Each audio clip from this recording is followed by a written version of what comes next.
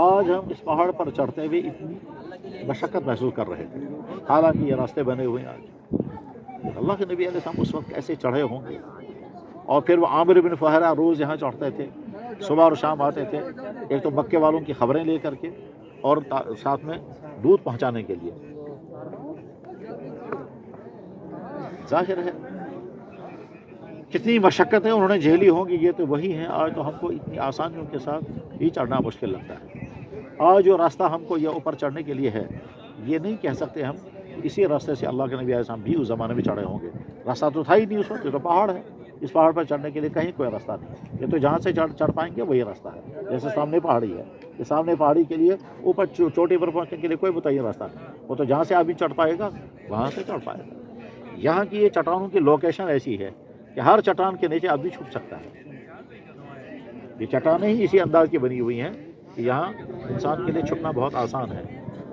کمال ان کفار کا اس معنی کر ہے کہ وہ تلاش کرتے کرتے یہاں بھی پہنچ گئے تھے، اور جہاں پہنچ گئے تھے ان کی آوازیں غار کے نیچے سنی جا رہی تھی، ان کے پاؤں اللہ کے نبی علیہ السلام بذات خود دیکھ رہے تھے، اور صدیق اکبر نے ان کے پاؤں کو دیکھ لیا تھا، اور یہ بھی کہا تھا کہ اگر یہ پاؤں کی طرف نظر کر کے پھر اندر غار کی طرف نظر کرتے تو لازماً ان کی نظر پڑ جاتی کہ غار کے اندر آدمی ہے۔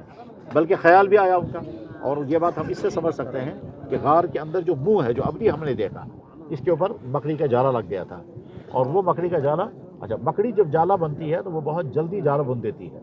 کچھ لوگوں نے کہا بھی کہ بھائی اس غار کے اندر جا کر کے دیکھو، تو دوسرے نے کہا کہ اگر آدمی اندر ہوتا تو جالا نہ ہوتا۔ اس وقت یہاں کوئی مکڑی کا جالا کہیں نہیں ہے۔ عام طور پر کہیں کہیں یہ بھی بیان کیا جاتا ہے کہ صاحب کبوتر نے انڈے بھی دیے تھے، ٹھیک، واللہ عالم یہ بات صحیح ہے یا نہیں، لیکن کبوتر تو ہمارے چاروں طرف اس میں بیٹھے ہوئے، اور کس طرح سے یہ بھی سن رہے ہیں، تعجب کی بات ہے۔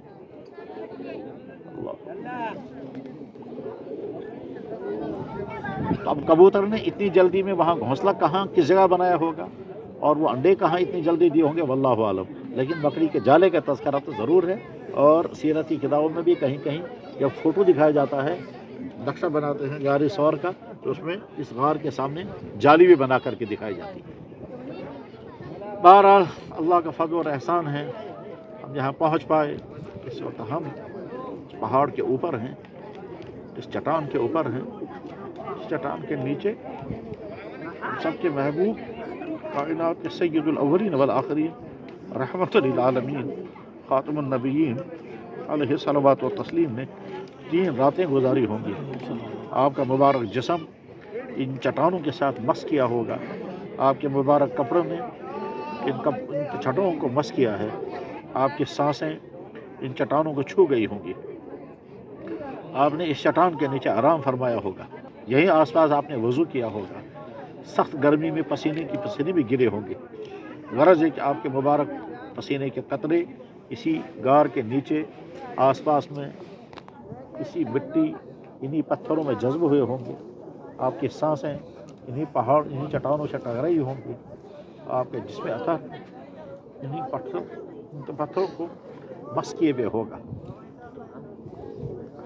ہو سکتا ہے ان پہاڑوں میں پتھروں میں سے کوئی ایسا پتھر بھی ہوگا جس پر آپ نے آرام فرمایا ہوگا، جس پر آپ نے جلوس فرمایا ہوگا، جس پہ آپ رونق بھج رہے ہوں گے، جس میں آپ بیٹھے ہوں گے رات کو غار کے نیچے بجائے اوپر پہاڑ پر چٹان پر آ کر بیٹھتے ہوں گے، اتنی دیر جتنی دیر آپ جاگتے ہوں گے اتنی دیر چٹان کے اوپر بیٹھتے ہوں گے۔ کیا کیا اس وقت ہوا ہوگا، چشمے تصور سے غور کرتے ہیں اور سوچتے ہیں، یہ ساری باتیں ہوئی ہوں گی۔ یہیں بیٹھ کر کے آپ نے ستو کھائے ہوں گے، یہیں آپ نے دودھ نوش فرمایا ہوگا، یہیں وہ اونٹنیاں چڑھی ہوں گی، یہیں پانی نوش فرمایا ہوگا، یہیں سانسیں لی ہوں گی، یہیں آرام کیا ہوگا، یہیں نمازیں بھی پڑھی ہوں گی۔ 5 نمازیں فرض ہو چکی تھی، ظاہر وہ 5 نمازیں یہیں پڑھی ہوں گی۔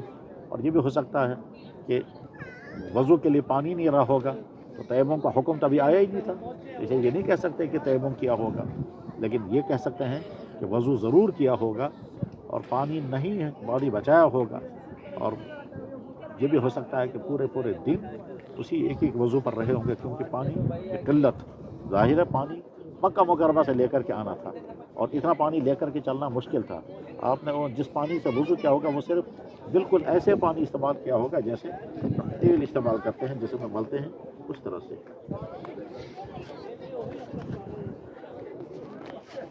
اللہ